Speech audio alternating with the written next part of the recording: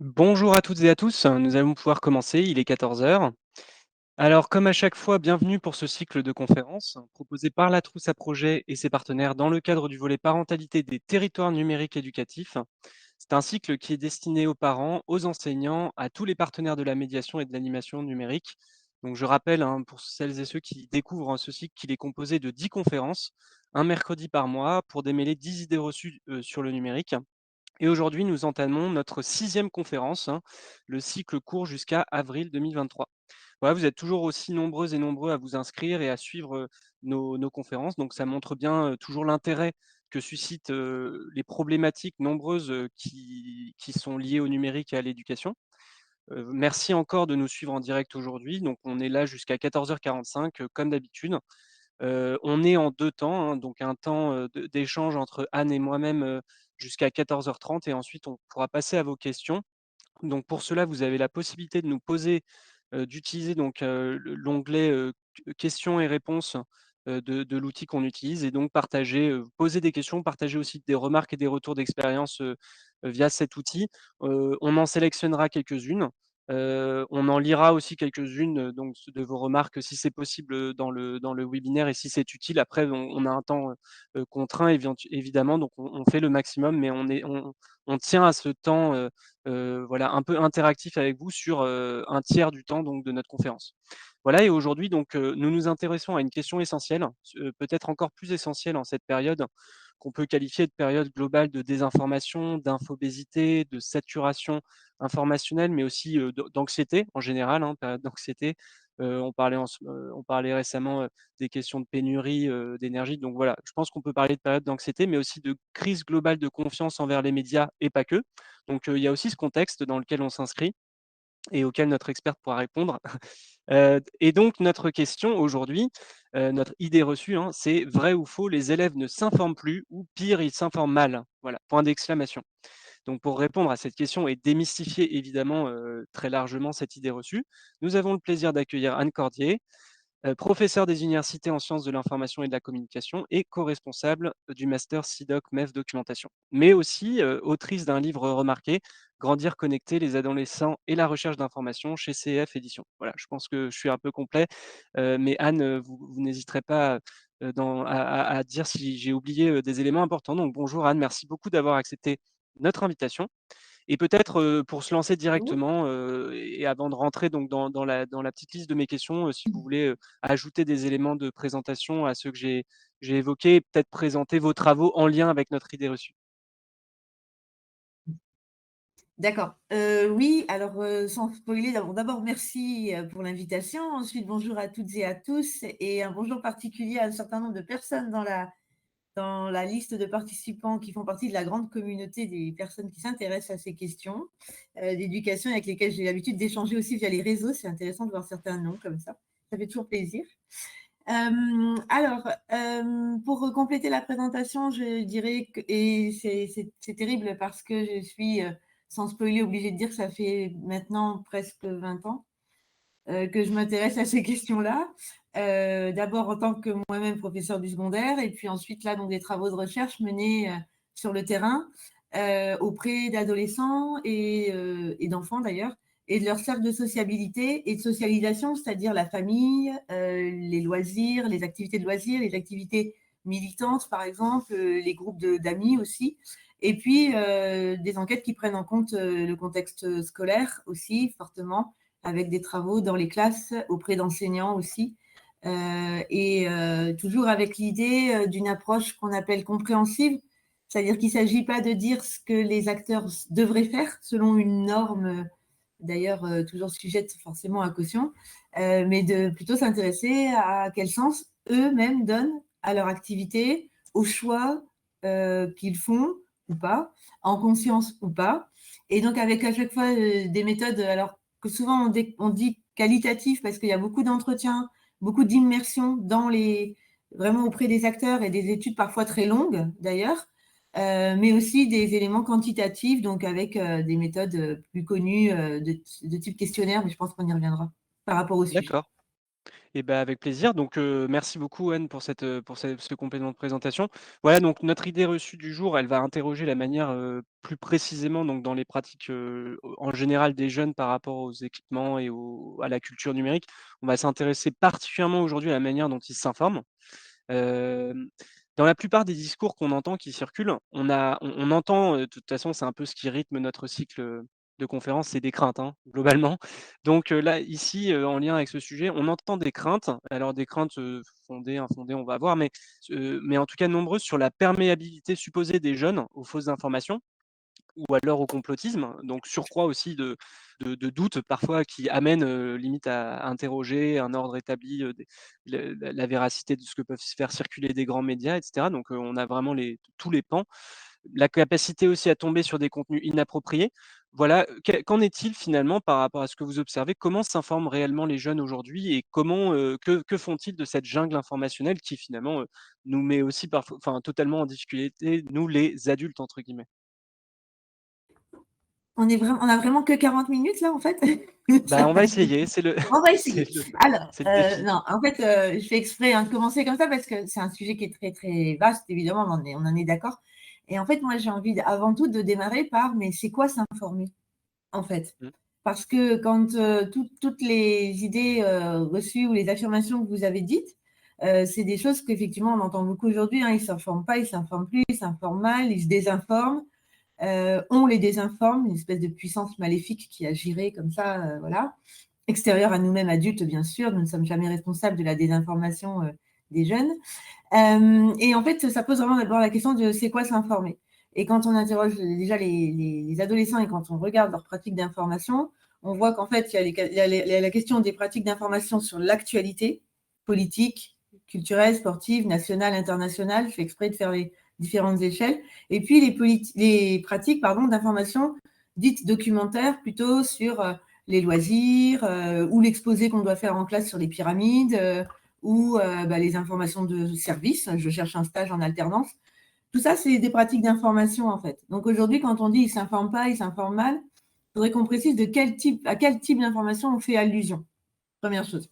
Ensuite, une deuxième chose sur ces questions-là, c'est comment on mesure ça et comment on peut aujourd'hui dire que les jeunes sont enclins à être dans une désinformation, etc. Et avec quelles intentions on dit ça? Alors, je vais prendre un exemple, hein, on a eu une étude l'année dernière, une grande enquête inédite, nous disait-on, hein, auprès des 10-15 ans, public jamais étudié scientifiquement, nous disait cette enquête, ce qui fait toujours plaisir pour un grand nombre de personnes. Et on nous disait, voilà, cette étude, elle nous montrait que 85% des 10-15 ans sont complotistes. Donc, l'inquiétude, évidemment, était grande. Les médias ont relayé avec force cela. Sauf que cette enquête, elle était diligentée donc c'était une enquête menée par le CSA, mais diligentée par Milan. Et une semaine après, Milan, face à ce résultat alarmant, lance la chaîne d'Esprit Critique, bien sûr, Info ou Mytho. Et là, on est quand même face à une instrumentalisation des résultats scientifiques qui est quand même assez flagrante et qui montre aussi qu'on peut faire dire aussi aux résultats un peu tout et n'importe quoi. Parce que si je vous demande si la Terre est ronde, bon, en principe, vous allez me répondre oui. Prends pas trop de risques, Louis, vous allez me dire oui quand même. Oui, oui, à moi oui, oui, oui, oui. Maintenant, j'aimerais bien que vous me l'expliquiez de façon scientifique. Et là, vous Encore que passez j'ai votre appris vie à vous récemment parler à que, en l'ami. fait, c'était faux de dire aussi qu'elle était totalement ronde. Elle est imparfaitement ronde, mais de Et forme ben ronde, voilà. quoi. Ouais. Et ben voilà.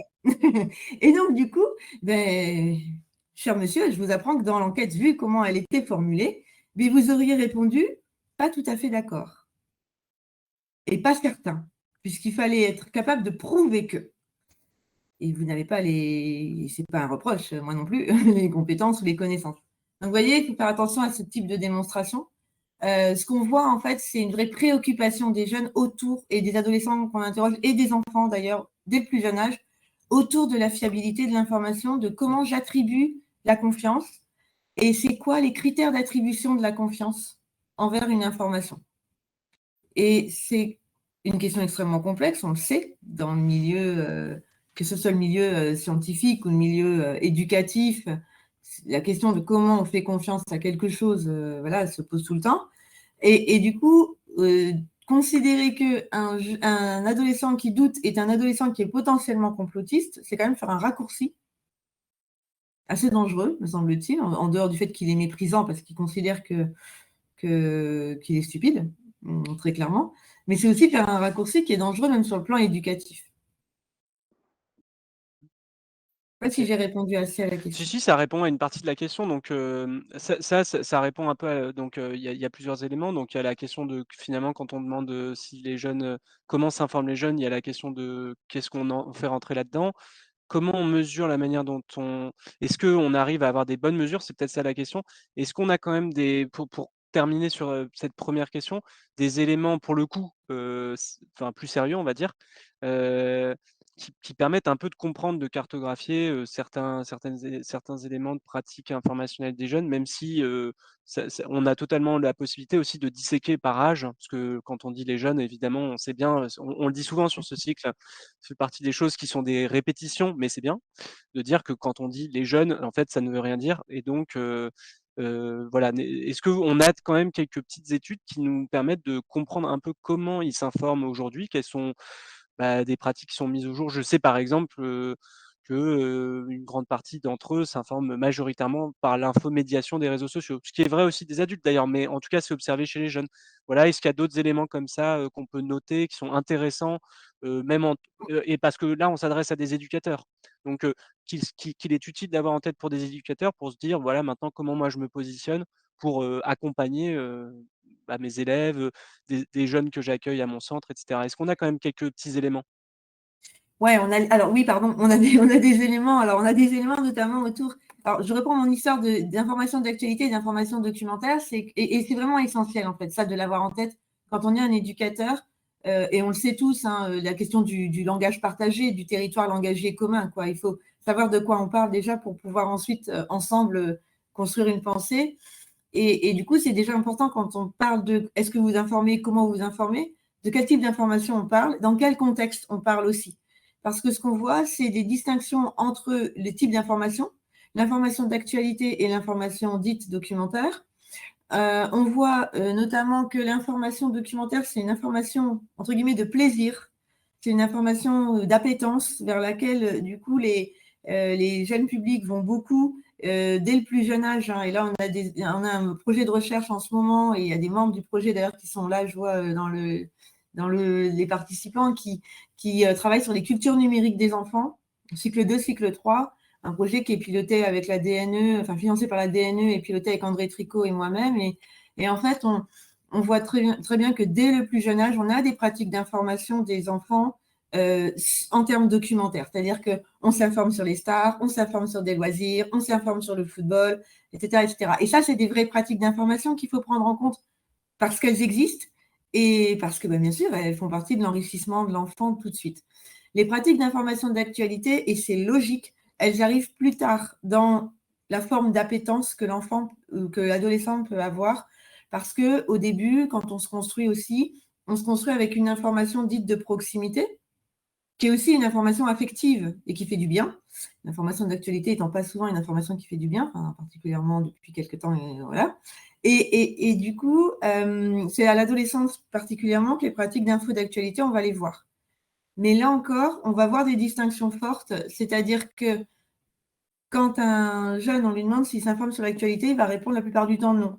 Parce qu'en fait, par questionnaire, parce qu'en fait, lui, il entend, ou elle entend, l'information, je cite, sérieuse, l'information, je cite, grave, c'est les mots qu'ils emploient, hein, et Mmh. c'est l'information politique, nationale ou internationale.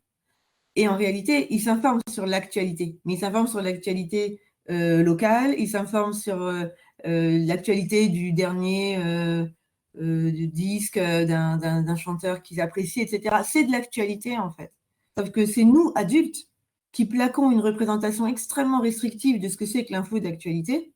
Et forcément, à l'aune de ça, on dit qu'ils ne s'informent pas.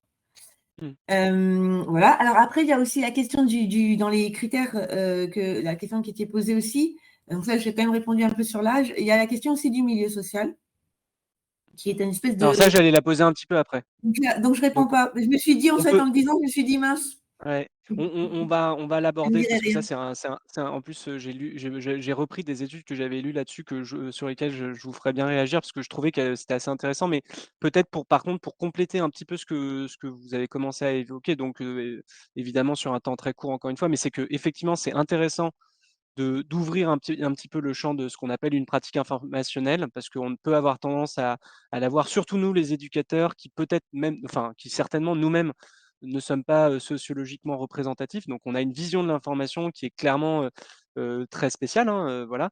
Donc c'est vrai que c'est hyper intéressant de voir comment vous ouvrez ce champ. Maintenant, un autre aspect que je trouvais intéressant, c'est comment et est-ce que les jeunes partagent de l'information entre eux. Surtout si maintenant qu'on a ouvert un peu, ce que c'était que de s'informer, hein. C'est pas juste l'information, d'un journal sérieux qui, voilà, effectivement balance des informations, pas toujours réjouissantes, mais ça peut être beaucoup d'autres choses, de l'actu, des stars, des films, de la culture en général. Et donc si est-ce que les jeunes se partagent, des infos? Est-ce qu'ils ont des stratégies? Est-ce qu'ils ont des buts? Surtout dans leur construction, on sait que c'est le moment notamment à l'adolescence, donc est-ce que c'est des choses qui rentrent un peu dans leur construction identitaire de partager de l'info et voilà, comment le font-ils? Par quels canaux aujourd'hui?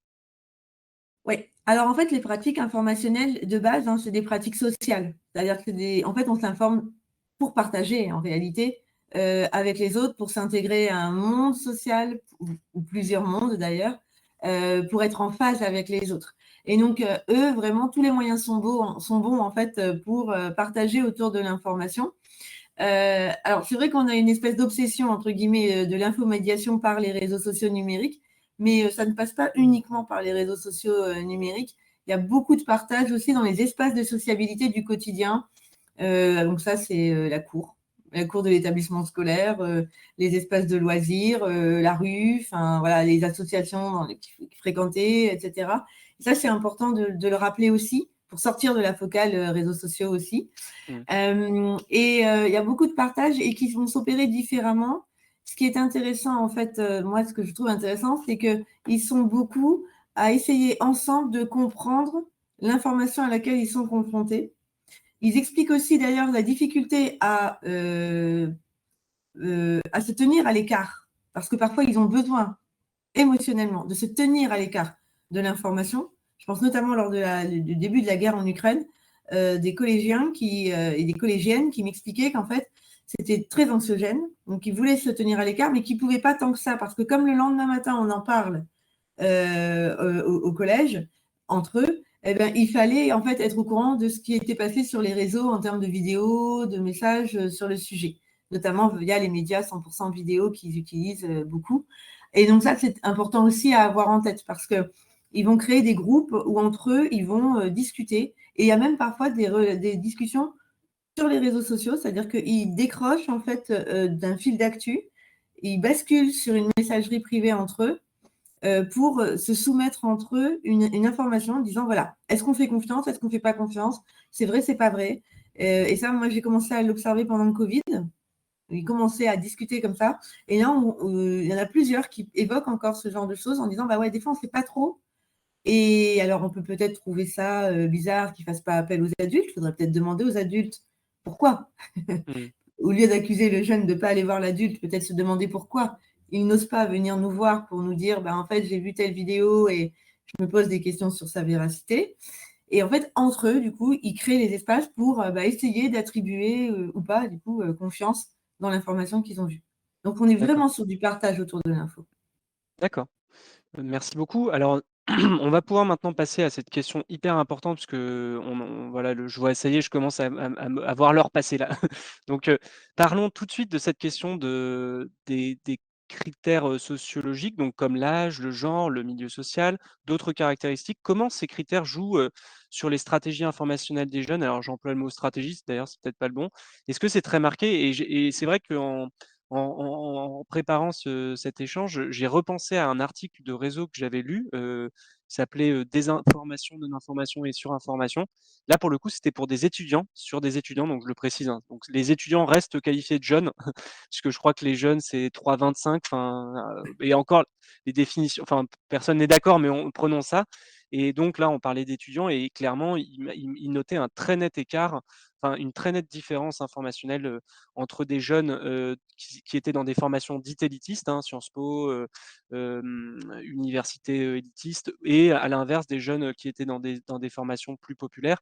Et ça se voyait à plein de niveaux sur le fait que, pour les jeunes de formation élitiste, il y avait la pratique, par exemple, de s'informer sur plurimédia, en allant directement sur le média, lemonde.fr ou lefigaro, .fr pour s'informer versus le fait de ne consommer les médias qu'au travers, au truchement de ces fameux infomédiaires. Voilà. Est-ce qu'au-delà de ça, vous avez donc d'autres informations ou d'autres éléments sur ces critères sociologiques et peut-être une notion d'âge aussi, puisque là, j'ai parlé d'étudiants, mais ça doit être un peu différent selon les âges. Ouais, c'est super important en fait d'évoquer cette question, tout en se gardant évidemment, alors à la fois d'une forme de misérabilisme ou de victimisation d'un côté, et de l'autre d'une forme de condescendance qu'on Mmh. peut avoir aussi, parce qu'en fait on a tendance, alors en fait les pratiques informationnelles c'est des pratiques culturelles. Et ce que j'entends par là, c'est très bourdieusien en fait, mais c'est que les pratiques informationnelles, comme toutes les pratiques culturelles, de musique, de sport ou de création artistique, ou de cuisine ou de jardinage d'ailleurs, et ben en fait, c'est des pratiques qui sont marquées par des distinctions sociales et quand même aussi par des rapports potentiels de domination.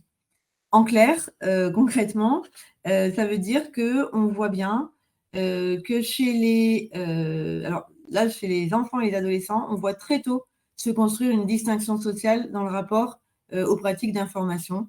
Alors par exemple, hein, moi j'avais mené en 2021 une enquête auprès de presque 200 élèves en fait, de troisième et de première de milieux sociaux économiques différenciés dans des territoires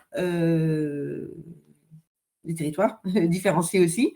Et c'était très très net, c'est qu'en fait il y avait moins de différence d'âge dans l'appréhension de l'information, il y avait moins de différence d'âge que de différences sociaux. En clair, les élèves de troisième de milieux sociaux favorisés et les élèves de première de milieux sociaux favorisés avaient une vraie culture des sources.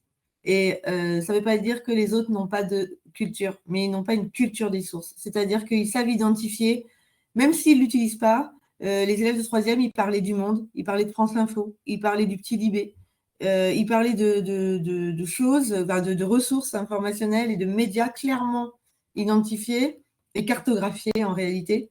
Là où pour les autres élèves, on n'avait pas ces ressources-là. Alors, il y a des ressources qui sont générationnelles et qui rassemblent, que ce soit, quel que soit le milieu social, ils parlaient de poissons féconds, ils parlaient, alors il y en a dont je ne parlerai pas, même s'ils en parlaient, mais parce que je n'ai pas envie que les éducateurs conseillent ces hommes médiateurs peu enviables, mais ils parlaient de poissons féconds, ils parlaient d'Hugo Décrypte, par exemple. Et là, pour le coup, quel que soit le milieu social, on retrouvait ces figures d'autorité informationnelle, fédératrice, sur le plan générationnel. Mais on sait très bien, il faut arrêter de se mentir sur ça, et il faut surtout le montrer, que la culture scolaire, c'est une culture qui distingue. Et qu'il y a des sources à connaître. Et que ne pas connaître poisson fécond pour réussir dans le système éducatif français et réussir ses études supérieures, c'est pas très grave.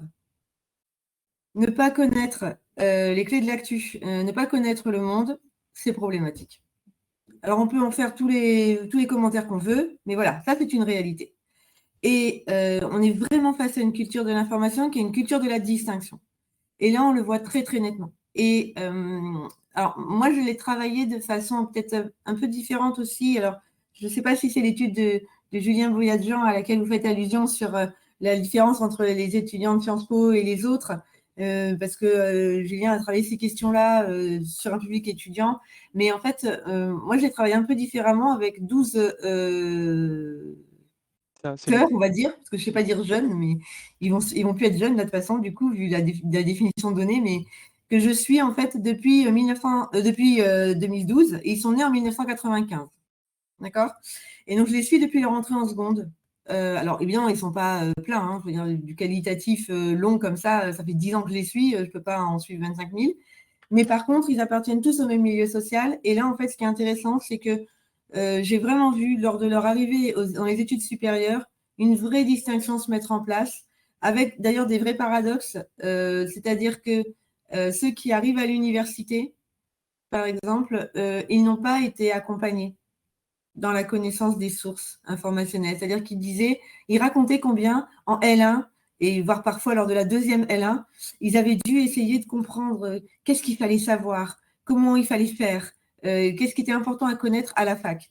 Alors que, donc pour ceux qui n'étaient pas dotés socialement, alors que ceux qui n'étaient pas dotés socialement, mais qui ont intégré les dispositifs, par exemple, type Sciences Po par ambition réussite, euh, ou qui avaient intégré les IUT aussi, ceux-là, ils racontaient un accompagnement pas à pas sur de la méthodologie, en fait, autour de l'information et sur la connaissance des sources. Et donc, du coup, des élèves beaucoup plus rassurés, où finalement le fossé était important, hein, parce qu'un élève de réseau d'éducation prioritaire qui arrive à Sciences Po, il vit un gap monstrueux.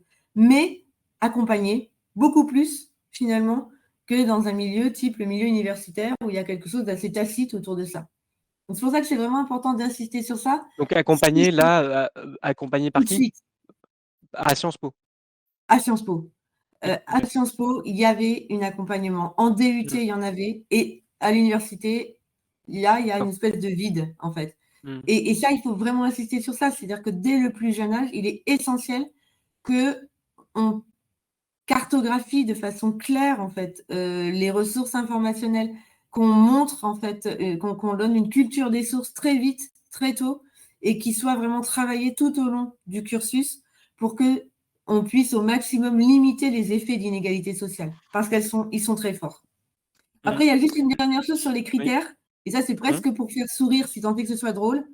C'est que dans l'enquête que moi j'avais menée sur les 200 là, troisième première, j'avais appliqué un critère, une variable du genre pour voir s'il se passait quelque chose entre les filles et les garçons.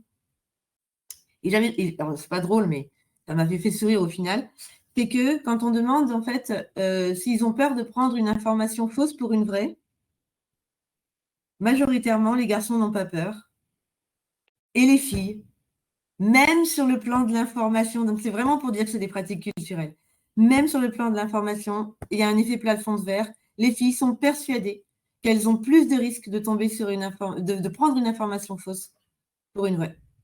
Ce qui mmh. n'est évidemment pas prouvé après dans les faits, C'était hein. de prendre cette info ou de la partager et de se faire, Non, alors il y avait tout. Il y avait le critère ouais. prendre une information fausse pour une vraie, et il y avait le critère partager une information sans savoir si elle était vraie, et partager une information en ayant finalement appris après coup qu'elle était fausse.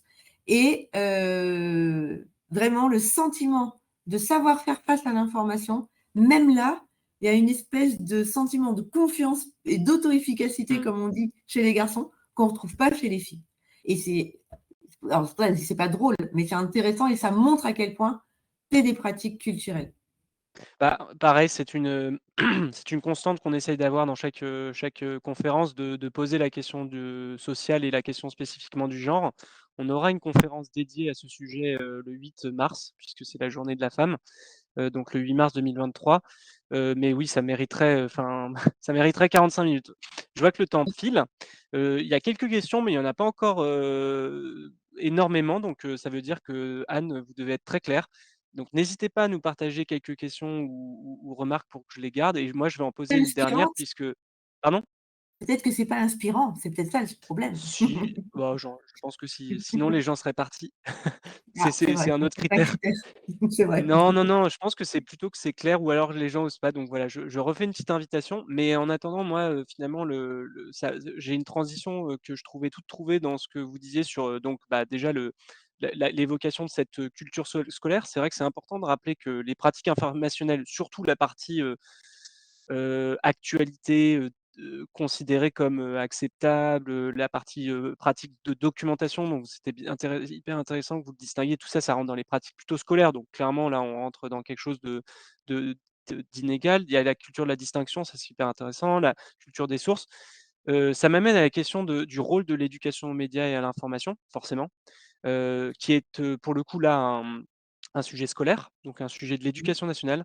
On est ici sur un module de parentalité numérique, donc on s'adresse aux parents, aux enseignants bien sûr, mais aussi aux médiateurs, et animateurs, accompagnateurs des jeunes. Donc si on s'adresse à ces 3 grands groupes d'éducateurs, hem, quel rôle peut prendre l'éducation aux médias et à l'information si on la déscolarise d'une certaine manière et qu'on l'applique un peu à tout le monde? Vous parliez de travailler la culture des sources, voilà, quels conseils on peut donner? Et quels conseils aussi de coéducation ça peut sous-entendre, des différents acteurs de l'école? Qu'est-ce qu'on peut faire un peu à l'école, qu'on fait ensuite à la maison, et cetera? Alors d'abord, je vais me permettre, sans mais quand même de vous reprendre, c'est-à-dire que l'éducation aux médias et à l'information, on est d'accord que c'est un dispositif politique installé dans le système éducatif français notamment, mais on fait de l'éducation aux médias et à l'information en dehors de l'école, et il y a des associations Je parlais de d'éducation cette populaire. appellation précise EMI Ouais, qui est, voilà, ouais, au ouais, programme on est scolaire, mais d'accord. oui, oui. OK. Non, non, on est d'accord, mais du coup, voilà, parce qu'après, on va se faire taper dessus aussi, il faut faire attention. Non, mais parce que c'est super important, justement, cette dimension-là. C'est-à-dire que je crois qu'on a des missions différentes quand même en fonction du contexte dans lequel on développe cette éducation aux médias. Et c'est vrai que là, comme on était vraiment quand même parti sur la culture de la distinction et de la réussite scolaire, la question de la culture des sources, pour moi, elle est prioritaire à prendre en charge dans l'école. Parce que dans l'école, je rappelle aussi qu'il y a des spécialistes de cette question, qu'il y a des spécialistes de la culture des sources et de la culture de l'information. Et je suis désolée, mais je suis obligée de faire ce laïus. Il y a des professeurs documentalistes formés à OK. Bac+5 quand même, Ouais. pour justement prendre en charge la culture des sources et pas se limiter à ah ben, c'est en faisant de l'information qu'on va avoir d'esprit critique. Alors ça, c'est non, en fait. Ça, c'est non. C'est pas vrai. Mmh. Et là, on va arrêter de se mentir. C'est le mythe du Qu'est-ce que learning by qu'est-ce que vous doing. appelez faire de qu'est-ce que vous appelez faire de l'information? Ben, c'est-à-dire qu'il ne suffit pas de faire de la web radio, il ne suffit Ouais. pas de faire écrire un article, ni pour devenir Balzac, ni pour, parce que ça marche dans les 2 sens, ni pour avoir un regard critique, ni pour, savoir évaluer de l'information, ni pour se poser la question des intentions de la fabrication de l'information. C'est pas l'outil, c'est pas le dispositif qui va de façon immanente en fait créer le dispositif éducatif. C'est le médiateur en fait, hein, Mmh. clairement. Et c'est l'enseignant notamment qui est en charge de ça quand ce sont des enseignants. Et donc j'insiste sur ça parce que c'est essentiel, vraiment. Alors après, dans les conseils pour aller plus loin aussi, je repense à quelque chose que j'ai dit tout à l'heure et je suis allée un petit peu vite, donc si je peux du coup, Mmh. parce que j'ai dit à un moment, voilà, il faut s'interroger pourquoi les enfants ne viennent pas vers nous Mmh. pour nous parler de choses, voilà. Et alors, d'abord, redire quand même que c'était une formulation rapide parce que là, moi, sur une recherche que j'avais menée, enfin, qui du coup est menée depuis longtemps, là, les fameux que je suis depuis 2012, et puis mêlée à d'autres enquêtes, à chaque fois qu'on interroge les enfants et les ados sur leur figure d'autorité en matière d'information, il y a un enseignant. Il y a un, voire plusieurs enseignants à chaque fois pour chacun qui a été ou qui est une référence, c'est-à-dire à qui on va aller demander ah monsieur, j'ai vu ça, est-ce que j'ai bon, pas bon, etc. Donc ça, c'est important de le dire quand même. Hein. Il n'y a pas une démission totale, ni des enseignants, ni des parents, qui sont aussi largement évoqués. Mais je crois qu'il y a la nécessité de rassurer aussi tout le monde sur son rôle, c'est-à-dire Mmh. que le rôle du parent, c'est pas de donner à son enfant une culture des sources, une culture de l'information et des médias. Ça, c'est le boulot de l'école. C'est le boulot de l'école de la République de favoriser l'égalité des chances. Ça, c'est notre taf, en fait. Et Mmh. c'est à l'école de faire en sorte que, justement, on passe pas par des dispositifs paillettes qui vont concerner 10, 15, 40 gamins, mais bien des progressions d'apprentissage tout au long de la scolarité autour de cette culture de l'info et des médias avec des professionnels reconnus pour le faire. Ça, c'est le boulot de l'école. Après, dans la famille, je crois qu'il y a et c'est vrai aussi à l'école pour le coup, mais il y a une attitude en fait. C'est-à-dire, si on entre sur l'idée du tu fais n'importe quoi, de toute façon, tu ne sais pas t'y prendre, ou alors bah, il ne se passe pas grand-chose d'intéressant sur ce qu'il fait avec le smartphone et tout ça, parce que finalement, ce n'est pas de l'info très sérieuse. Mais en fait, là, on loupe un vrai moment de coéducation et un vrai moment de partage. Ça, c'est un exemple très concret qu'on donne et quand on discute avec les. Enfin, moi, je fais beaucoup de groupes avec des parents. Et donc, en fait, moi, ce que je leur dis souvent, c'est mais discutez-en en fait avec lui, avec elle. Dites-lui, ah bah tiens, moi j'ai vu ça, est-ce que tu en as vu, est-ce que tu en as entendu parler? L'information, c'est un instrument formidable de partage et de sociabilité. Et du coup, si on leur fait comprendre aussi que parfois nous-mêmes on doute, ou qu'on a émotionnellement du mal à recevoir une information, bah, eux, ça leur ouvre l'espace aussi pour pouvoir le dire et pouvoir se dire, OK, il ne va pas me reprocher d'avoir vu une vidéo qui n'était pas adaptée à mon âge parce que, bah, au gré de ma navigation, je suis tombée sur une bombe qui explose à Kiev, hein, parce que concrètement, c'était ça que les gamins racontaient. Il va pas me le reprocher, il va être capable d'entendre que je suis pas bien après avoir vu cette vidéo et que j'ai besoin d'en parler. Mmh. Oui, de manière générale et je vais commencer à partir sur les questions des des auditeurs et auditrices. Mais oui, oui, c'est un des éléments, pareil qui est un fil rouge, je trouve maintenant qu'on en est à notre 6e conférence, qui est une vraie question sur la posture des éducateurs au sens large, et qui en matière de choses numériques, mériterait d'être un peu plus sur le partage et sur l'écoute et sur une sorte de bienveillance plutôt que sur un jugement, a priori, sur des comportements ou des usages qu'on comprendrait pas, qu'on aurait tendance un peu à mépriser. Mais je sais, qu'on partage un peu cette idée-là, Anne. Merci donc, Je j voudrais oui? juste dire une chose parce que je pense que ça peut répondre aussi à des questions. Je crois qu'il faut arrêter aussi d'entrer par l'anxiété autour de l'information. C'est-à-dire aujourd'hui, à chaque fois qu'on parle de l'information, c'est attention, il y a la désinformation, il faut parler de la guerre, et en fait, mais si on parlait du plaisir, en fait, et de la chance qu'on a de s'informer, en fait, du plaisir qu'on a à découvrir le dernier album de machin, ou à découvrir pourquoi, je sais pas moi, moi, je sais pas, il y a une étudiante hier qui avait vu un truc sur les fourmis en ligne et qui nous a raconté pendant 30 plombes une vidéo YouTube qu'elle avait vue sur la reproduction des fourmis. Enfin, je vous engage à trouver ça quelque part. Et en fait, c'était super rigolo parce que c'était hyper intéressant, ça a passionné tout le monde, son histoire. Et en même temps, ça, c'est de l'information qui fait plaisir à tout le monde et qui est plus facile à aborder si on entre déjà par ça plutôt que d'entrer par l'information de crise, qui est déjà une information pesante et difficile émotionnellement pour tout le monde, on bloque aussi le partage et l'apprentissage. Totalement. Alors Voilà. je vais prendre quelques questions comme promis. On essaie de pas trop dépasser 45 parce qu'on est des gens ponctuels ici, à la trousse à projet. Alors, première question, ensemble de questions, il y a la question de la conscience que peuvent avoir les jeunes vis-à-vis donc des infomédiaires. Dans les infomédiaires, moi je fais rentrer souvent les réseaux sociaux, mais aussi Google, parce que c'est quand même l'énorme, via Google News, Google Actualités, l'énorme moyen d'accès, des jeunes, mais pas que des jeunes, hein, des gens, à l'information. Et donc qu'on passe par un réseau social ou par Google, on a, le travail et c'est même vrai sur certains médias maintenant, hein, on a le travail des algorithmes, qui mettent, qui éditorialisent en fait, hein. C'est pareil sur YouTube d'ailleurs, sur plein de bah, voilà. Et quelle est la perception des jeunes vis-à-vis de cette algorithmisation de leur accès à l'information? Est-ce qu'ils en ont conscience? Et si oui, comment, heu, est-ce qu'ils interviennent sur cette algorithmisation? Alors moi, je suis étonnée, c'est que vraiment ça, cette question des algorithmes, de plus en plus, c'est quelque chose qu'ils et elle abordent directement en fait dans les entretiens avec eux. Et ça, pour le coup, c'est assez récent finalement. Alors, me demandez pas de date, mais pitié, mais c'est assez récent. Et je trouve que vraiment là, on voit combien les discours éducatifs autour des algorithmes, ben, forcément, infusent un peu, disséminent. Alors attention quand même, parce qu'ils ont tendance à disséminer de façon extrêmement caricaturale. C'est-à-dire qu'ils ont tendance à dire, ouais, il y a des algorithmes qui contrôlent tout, et ça crée des bulles de filtre. Alors que ben, on est tous en bulle de filtre, hein, vous, moi, entre Télérama, France Inter et le site de la DNE, je suis hyper en bulle de filtre, quoi. Et mon monde de Twitter ou Mastodon est juste absolument merveilleux, le mien, en fait, hein, rempli de gens plein d'éducation, d'envie d'éduquer, voilà. Donc attention, les algorithmes ne font pas tout. Après, je crois que là, la difficulté que eux ils ont, c'est en fait, c'est la même que nous. C'est-à-dire que les plateformes nous facilitent la vie, ils le disent. Et comme ils le disent, alors moi j'aime bien parce qu'ils sont souvent, oh, c'est génial parce qu'en fait, bah, mais il est trop fort le truc. À chaque fois, il trouve ce que j'aime. Et là aussi, je crois qu'il y a une nécessité pour nous de démythifier parce que ils savent que ça existe. Leur difficulté, c'est de comprendre véritablement le mécanisme. Et ça, c'est pas très très clair. Mmh. Et c'est pas très clair parce que finalement, on leur explique pas tant que ça, parce qu'en fait, on leur dit oui, tu es tracé.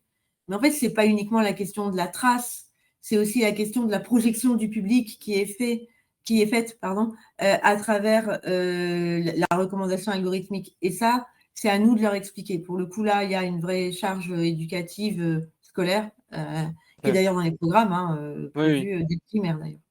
ça rentre un peu dans dans le gros paquet compétences numériques, culture numérique qui commence effectivement à rentrer pas mal au collège. Il y a des référentiels qui sont en train d'arriver.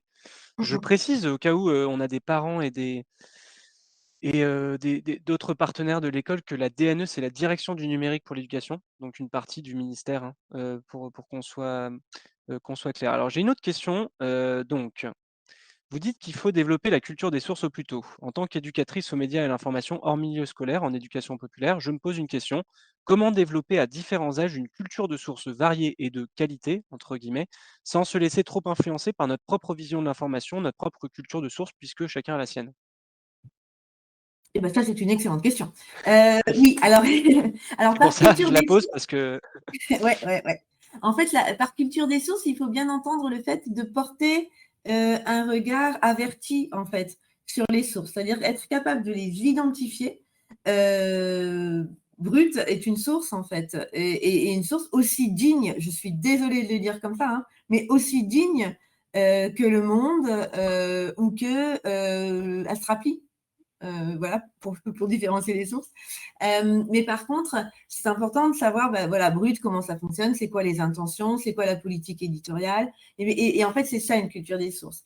Et donc, et même pareil pour Astrapi, c'est-à-dire que dès le plus jeune âge, pour répondre à cette collègue, dès le plus jeune âge, expliquer à l'enfant ce qu'il est en train de lire, dans quoi ça s'inscrit. Et c'est pas chiant, en fait, de dire ça. Parce que, ben, tiens, bah, Strapi, pourquoi ce serait pas pour moi? Mais tiens, c'est marrant, moi je le lis pas. Pourquoi je le lis pas, moi qui ai 40 ans ou 50 ans ou 60 ans? Eh bien, on va l'expliquer en fait. C'est là qu'elle va prendre conscience, que l'enfant qui lit va prendre conscience qu'il y a un public, que c'est là c'est pour lui ou elle, et qu'à un autre moment il y aura autre chose. Donc, dès le plus jeune âge, en fait, on peut discuter autour des sources. Après, évidemment, et on va pas se mentir, on voit tous à partir de notre point de vue, donc de fait, on est plus à l'aise sur certaines sources que d'autres.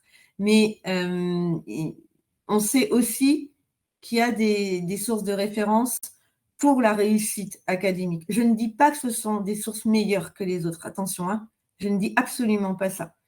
Simplement, on sait, enfin voilà, ça c'est que il y a certaines sources qui vont être considérées comme étant connues ou devant être connues ou devant être exploitées ou convoquées.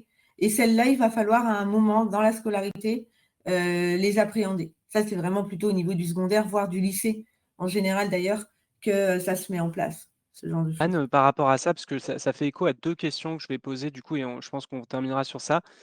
On a Sandrine qui pose la question: «Dès le plus jeune âge, il est essentiel de cartographier les ressources informationnelles». C'est la deuxième fois il y avait une autre question sur la cartographie des ressources, c'est pour ça que je la pose et moi je ne sais pas très bien ce que ça veut dire d'ailleurs cartographier donc ça doit être du langage, Pardon. de Oui.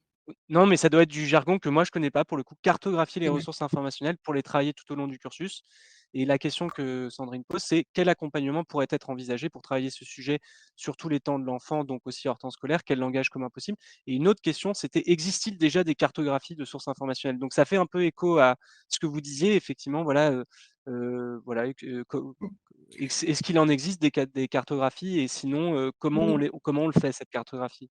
Oui, alors en fait, alors oui, il existe des cartographies dans le sens où si on prend un côté technique, c'est-à-dire des éléments où des gens vont vous dire, bah voilà, sur tel domaine, il existe telle chose, telle chose, telle chose, telle chose, sur telle activité, il existe telle chose, telle chose, telle chose. Là, moi, c'est pas ce que j'entends, donc pardon pour le terme. En fait, cartographie, vraiment, c'est l'idée de la boussole, en fait. Vraiment, c'est cette idée que on est dans un espèce de monde un peu infini. Alors, vous avez repris l'exemple de la jungle tout à l'heure. Et moi, j'aime bien dire qu'en fait, nous, notre but, c'est de passer de la jungle à la steppe. La jungle, c'est désordonné. Et la steppe, c'est un territoire, en fait, qui est beaucoup plus, qu'on comprend, et en plus, qui offre plein de possibles. Et, sauf qu'il faut se repérer. Et donc, cartographier l'espace, c'est avoir des formes de continents, finalement, qu'on va réussir aussi, des points de repère, qu'on va réussir à articuler et à convoquer en fonction des situations. Et alors, très concrètement, comment on peut faire ça alors moi, je le faisais déjà en fait, avec mes élèves, donc c'est pas hyper innovant hein, ce que je vais vous proposer. C'est sans numérique, donc c'est pas grave s'il n'y a pas de réseau, ça fonctionne très bien. Et en fait, vous pouvez le faire tout au long de la scolarité. C'est en fait de demander par exemple à l'élève ou à l'enfant, parce qu'on peut le faire avec son enfant aussi, lui demander, ben, tiens, raconte-moi qu'est-ce que tu utilises? Comment tu utilises, pour t'informer? Qu'est-ce que tu utilises? Qu'est-ce que tu connais? Puis, il va commencer à indiquer, alors, la télévision, machin. Puis après, peut-être qu'à l'intérieur de la télévision, on va lui dire: «Mais est-ce qu'il y a des choses que tu regardes particulièrement, à des moments précis?» Et là, ça va nous permettre, nous, de cartographier, c'est-à-dire d'avoir une vue d'ensemble un peu de son petit continent informationnel. Et notre objectif, bah, évidemment, ça va être d'enrichir ce continent informationnel et de le discuter dans la classe ou dans le groupe ou en famille avec les autres et de comparer nos continents, en fait. Et évidemment, l'intérêt, c'est d'aller d'un continent à l'autre et de dire: «Waouh, ça a l'air cool, je ne connaissais pas sur ce sujet-là», alors qu'en fait, bah, ça a l'air bien, donc je pourrais, et donc on peut «s'échanger» entre guillemets les continents.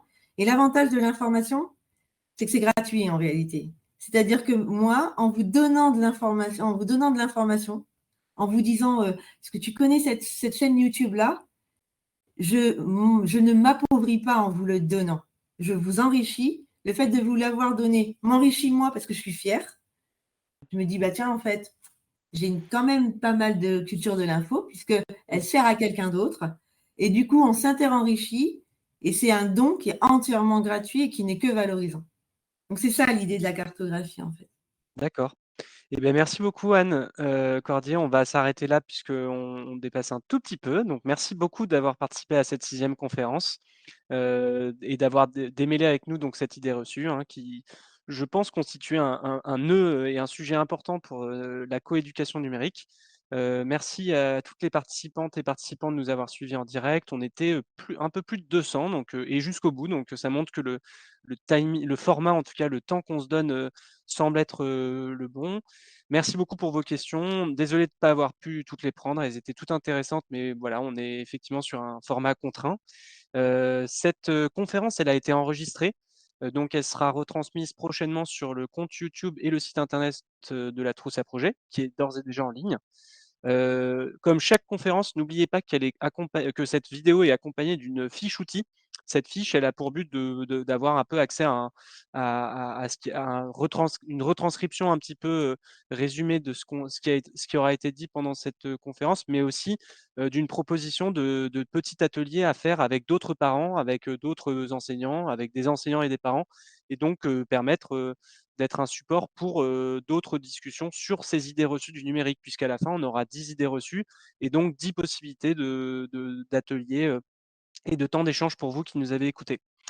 Voilà, le cycle de conférences, il continue le mois prochain après les congés hivernaux et la nouvelle année. Donc rendez-vous le mercredi 11 janvier pour notre 7e conférence, et cette fois, la question sera: vrai ou faux, les outils numériques facilitent la vie de tous les parents? Point d'exclamation, comme d'habitude.